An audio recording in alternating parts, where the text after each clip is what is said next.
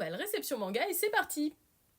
On commence chez Cotoon avec le second et dernier tome de Live Forever, un bon gros pavé et surtout un webtoon coup de cœur, tout en noir et blanc avec juste des touches de rouge. Déjà graphiquement c'est incroyable, l'histoire est très touchante et vraiment triste et prenante.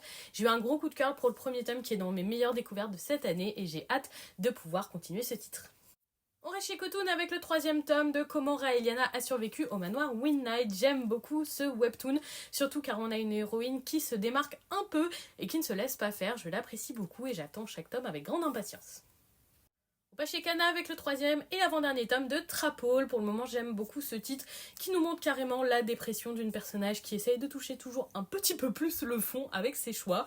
Je suis vraiment curieuse de voir comment elle va avancer, comment elle va remonter la pente. J'ai hâte de lire ça.